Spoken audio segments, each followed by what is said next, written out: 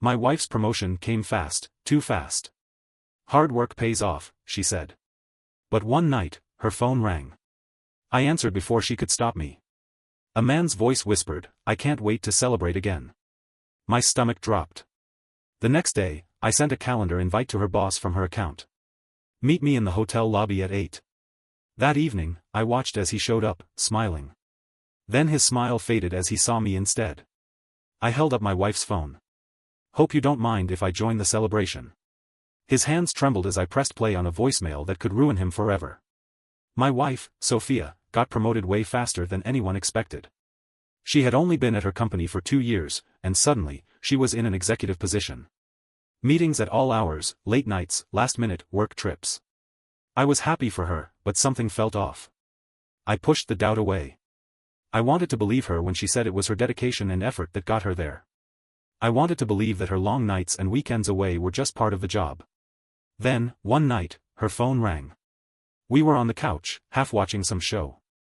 She had been glued to her screen all evening, texting, checking emails, looking nervous. When her phone vibrated, she reached for it so fast that it was suspicious. But I was quicker. Unknown caller. I answered. "Hello?" There was a short silence. Then, a man's voice, low, smooth, like he was speaking to someone in bed. "I can't wait to celebrate again." My stomach dropped. Sophia ripped the phone out of my hand and hung up immediately. She sat there, frozen, gripping her phone so tight her knuckles turned white. I just stared at her. Who was that? Her throat bobbed. Wrong number. Bullshit. A wrong number doesn't whisper things like that. I didn't push. Not yet. But I could feel something inside me shift. Something was very, very wrong. I barely slept that night. I kept replaying the call in my head. The way she had lunged for her phone. The way she had gone completely silent after I asked. I had ignored so many red flags. A year ago, Sophia was just another mid-level employee. Then, out of nowhere, her career skyrocketed. She went from sitting at a desk to traveling across the country. Expensive hotels.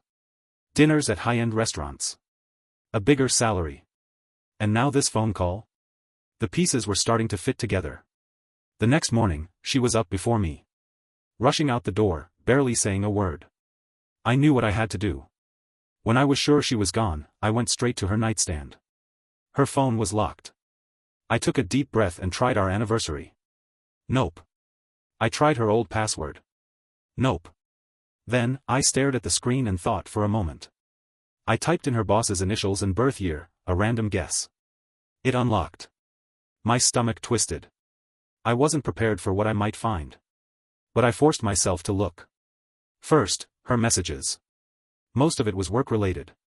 But then I saw a name that made my blood go cold. Mark. Her boss. I opened the thread. "Mark, last night was amazing. I can still smell you on me. Sophia, don't text me here. We'll talk at work. Mark, come to Chicago next week. Another work trip." My entire body went numb. I scrolled up. More messages.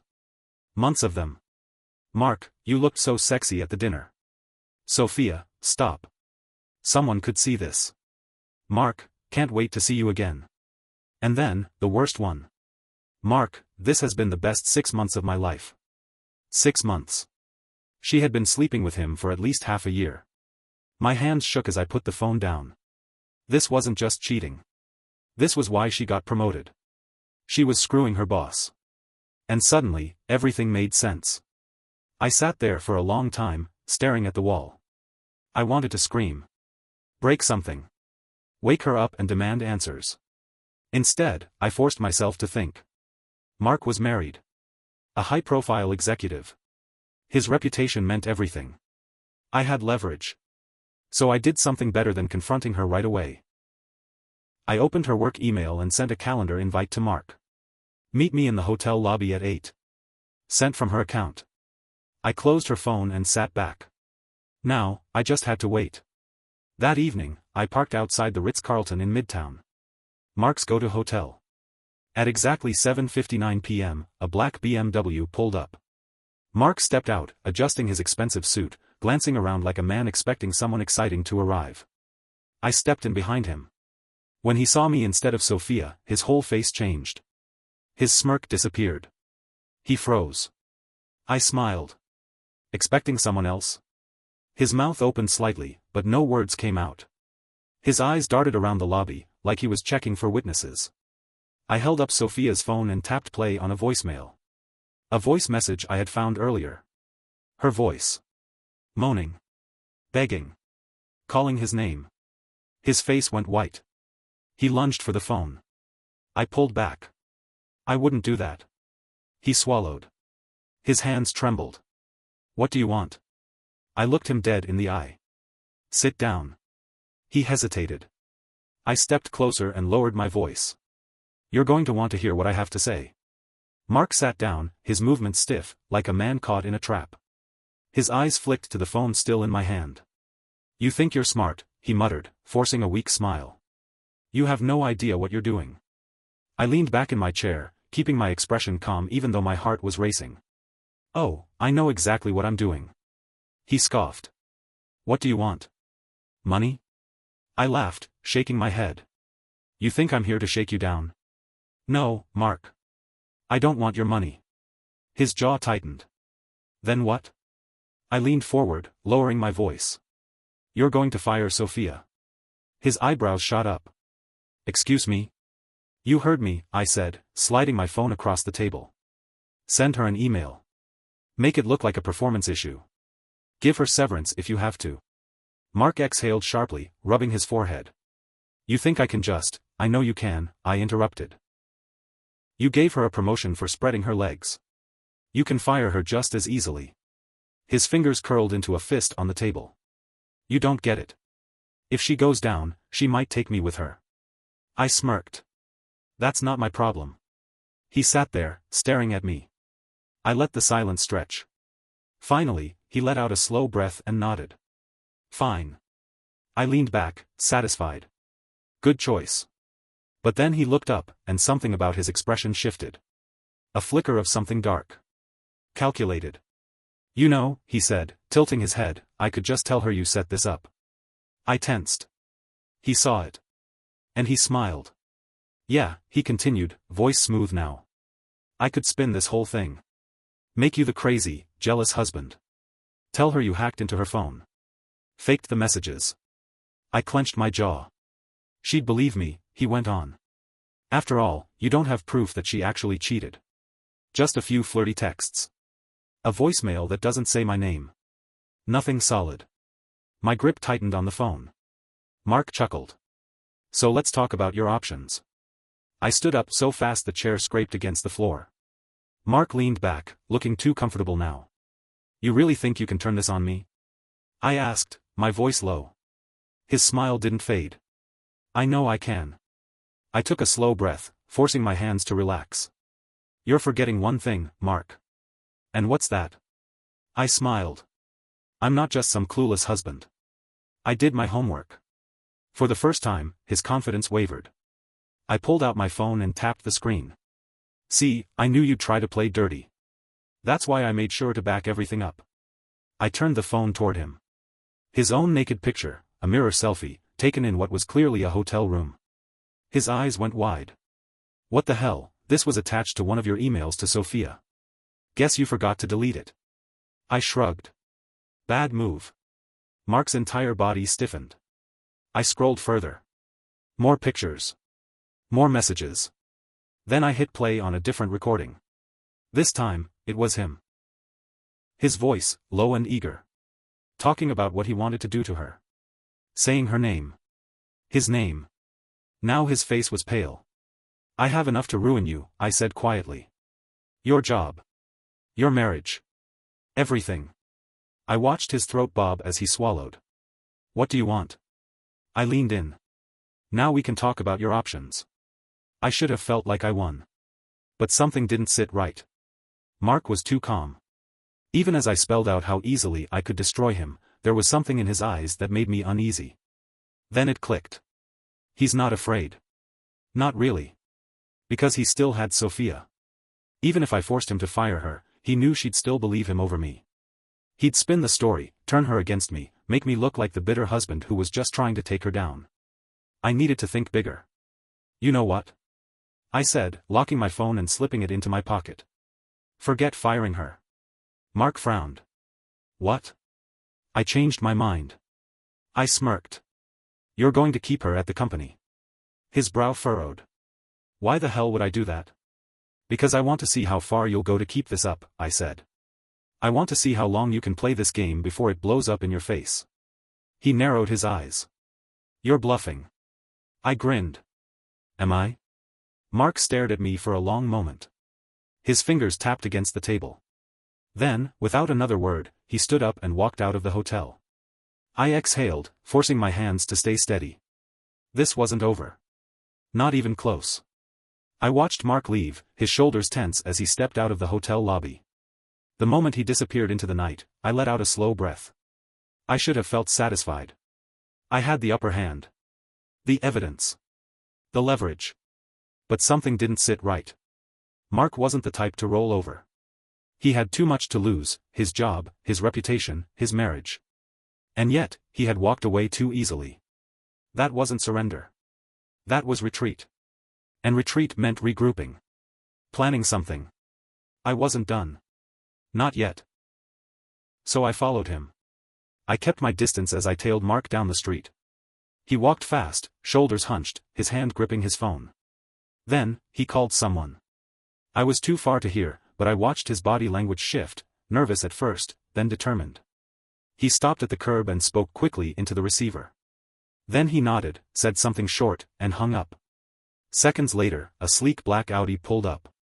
The passenger window rolled down, and I caught a glimpse of the driver. Sophia. My stomach twisted. Mark got in the car. And just like that, they were gone. I stood there for a long time, my mind racing.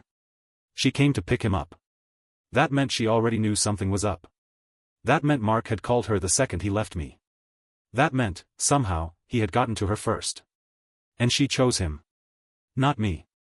When I got home, the apartment felt different. Like a crime scene. I had spent years in this space with her, lazy Sundays, late-night talks, laughter over cheap wine. Now, it felt like I was walking through the shell of a marriage that had already collapsed. I wasn't going to sit around waiting for answers. I went straight to her home office. Her laptop was on the desk. Open. Logged in. I sat down, hands steady despite the storm raging in my head. Emails. Files. And then, something that made my blood run cold. A second email account. One I had never seen before. And inside? Messages between her and Mark. Not just the flirty ones. These were worse. Sophia, we need to move fast. He's already suspicious. Mark, I'll handle it. Just stick to the story. Sophia, he's not stupid. If he finds out everything, Mark, he won't. I'll make sure of it. I scrolled further, my heart pounding. More messages. Mark, once it's done, we cut him out completely. Sophia, what about the money? Mark, it'll be transferred before the weekend. I couldn't breathe. This wasn't just cheating. This was a setup. They had been planning something. Together. And somehow, I was part of it. I searched deeper, clicking through files. And then I saw it. A bank transaction history. One of the accounts had a recent deposit, $250,000. From Mark's company. To Sophia. I sat back, staring at the screen. This wasn't just an affair. It was business. Sophia hadn't just been sleeping with Mark for a promotion. She had been paid off. For what? I had no idea. But I was going to find out. Because now, it wasn't just about catching them. It was about surviving whatever they were planning next. I stared at the bank transfer, my pulse hammering in my ears. $250,000. This wasn't an affair. This was a deal. A setup. But for what? I scrolled through more emails, opening file after file. Hidden behind folders labeled with work-related names were legal documents, ones that made my stomach drop. My name. My signature. Documents I had never seen before. According to these, I had agreed to transfer a significant portion of our shared assets, including my personal savings and investment accounts, into a new joint account. One that, conveniently, only Sophia had access to. They weren't just having an affair. They were planning to wipe me out. I needed to act fast. Sophia wasn't home, and she hadn't texted me all night. If she knew I was onto her, she'd move the money before I could stop her. I grabbed my keys and drove straight to her office. It was late, but the lights were still on. I took the elevator up, my hands clenched into fists. I was past anger now. This was survival. When I stepped into the office, I saw them immediately. Sophia and Mark. She was sitting across from his desk, leaning forward, whispering urgently. He had his laptop open, nodding along. She wasn't wearing her wedding ring. I stood in the doorway and spoke, calm, clear, cold. Looks like I arrived just in time. Sophia's head snapped up. Her face drained of color. Mark turned, his eyes narrowing. What the hell are you doing here? I stepped forward and tossed my phone onto his desk. The screen was open to the bank transfer. Sophia froze. Mark? He barely flinched. You know, I said, my voice steady, I expected cheating. I didn't expect fraud. Sophia finally spoke. I can explain. I laughed. Oh, I bet you can. But first, let me ask you this, when were you planning to tell me? Before or after you drained the rest of my accounts? She swallowed, but didn't answer. Mark leaned back in his chair, arms crossed. So what? You found out. Congratulations. Now what? Now what? I wasn't leaving without destroying them both. I pulled out a USB drive and held it up. This has everything, I said, my eyes locked on Mark. Emails. Bank statements. And the best part? The documents you forged with my signature. Sophia sucked in a breath. You, Mark's face darkened. You wouldn't. I smiled.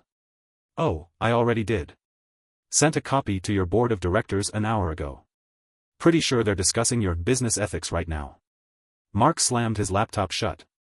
You think you can blackmail me? I shook my head. No, Mark.